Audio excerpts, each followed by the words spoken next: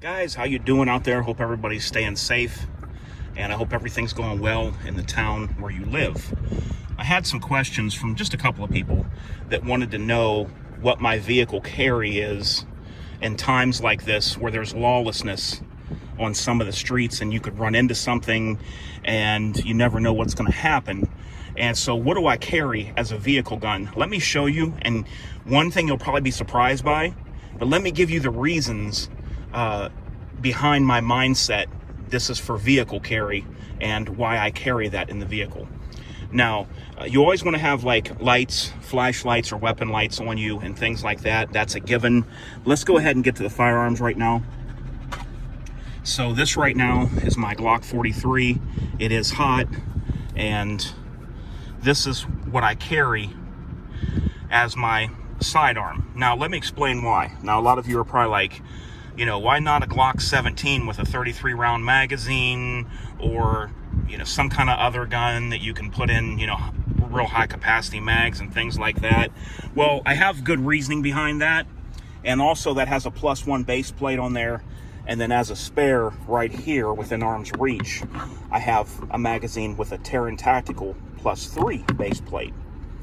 So the reasoning behind this, I'm not going to keep swinging it around because it is hot. The reason behind having a Glock 43 as a vehicle gun is because you want something that's going to be the easiest to maneuver. And believe it or not, even the length of the barrel will help you in maneuvering something. The shorter it is, the easier it's going to be. Let me go ahead and pick it up here and also show you something else. You want something that is going to be the hardest for somebody to grab if they break your vehicle window. So when I'm holding this in a two-handed grip, this whole pistol is pretty much engulfed all the way up to near the end of the slide. I'm covering this whole gun. So it would be very hard for somebody, if they broke my window and I had this and I pulled it out, it would be the hardest pistol that I own for somebody to try to grab out of my hands. Now, if you're talking about a large amount of firepower and asking why I didn't have that, well, there's a reason for that. Because the other thing I carry is this. This is my German Shepherd Ziva. But I'm going to show you what is under my German Shepherd Ziva that you'd have to get through her to get to, but I can easily access. Now, she's on this cloth material back there that is made for dogs to sit on, and it's waterproof and it protects from the fur and the paws and everything back there. But up here, it comes up the back of the front seats and clamps on. But back here, you can get to your back seat down there. So right down there, I have a little something. Let me go ahead and get that out right now. And without this phone, guys, of course, it is much easier for me to get out than what it is right now, like that. Okay, so this right here, this is a very good AR-15. It runs excellent. I've never had one problem, one issue with it. Like I told you guys, I'm not just all into these super high-end ARs, even though I have them. What this is, guys, this is a Palmetto State Armory, but it's got the premium upper and the FN cold hammer forged barrel. And it also has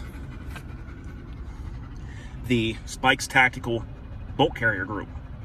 So everything in this gun is very high components. It has the Seekins ambi safety. I shoot left-handed. It has the CAC shockwave brace with the Phase 5 buffer tube, and it's got the Daniel Defense rear sight. I have the rear sight set with the open aperture because for close quarters, you want this to be bigger. You don't want the smaller sight up there. Let me flip it and I'll show you guys here. There's the small aperture. That's for mid to long range. You don't want that if you're talking about a close quarter situation. This is what you want right here, or just a red dot. Now, there may be some that understands me having this right now, and there may be some that say why, or is that overkill? Well, let me tell you a couple of reasons why this is an overkill. I not only carry this to protect me and anyone with me and my dog, but I also have this in case if I have to protect another person. Did you guys see the video of... Incoming message from Valerie. Did you guys see the video where the looters Incoming message from Valerie. broke the windows of a business, and then they beat the owner's wife and the owner with 2x4s. And they barely escaped out of that. Now, if I was to come upon that, you better believe that I would have their back and I would protect them. The only thing is, guys, this is very important, you have to make sure that you're protecting the right party.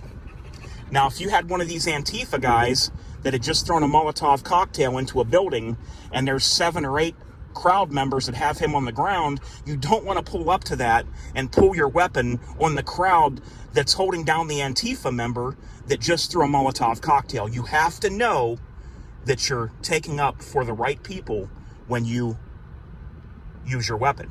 So this is not only for me and my safety, this is for other people as well. It's always going to be a last-ditch effort, guys, but out there right now, you never know what's going to happen. You have to be prepared. You know, this isn't for people that's standing on sidewalks protesting.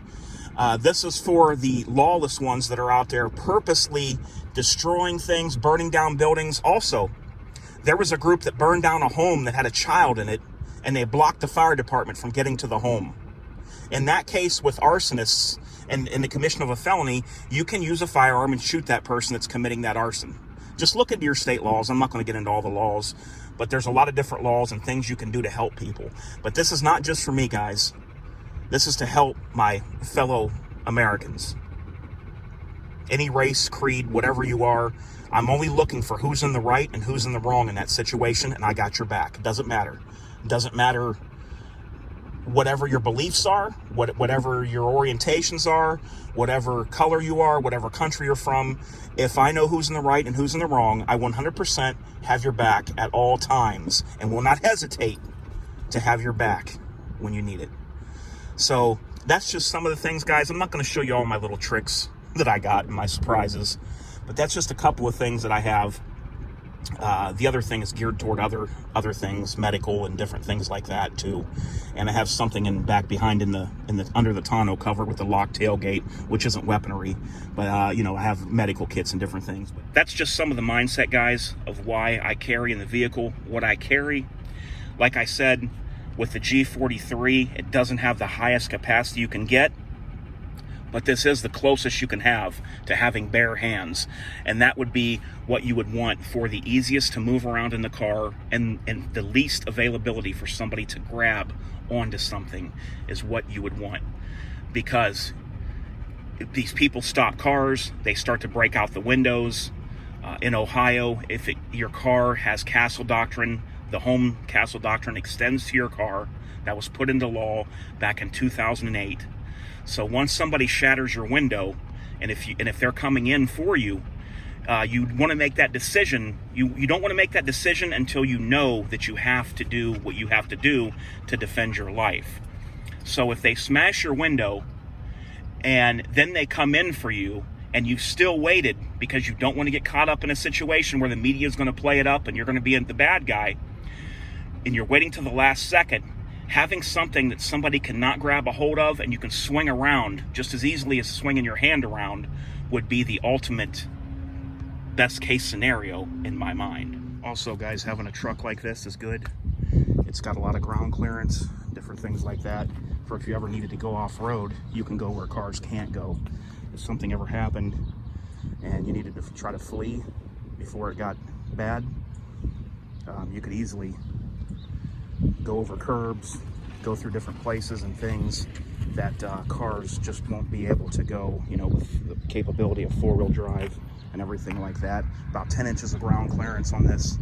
So that's also something that is you could look into as far as like a bug-out vehicle and things like that. You would be covered, you know, and have everything that you need inside, and you could have supplies and you know, be able to have a lot more capability than when I was in my Honda Civic. So there it is, guys. Let me know what you think.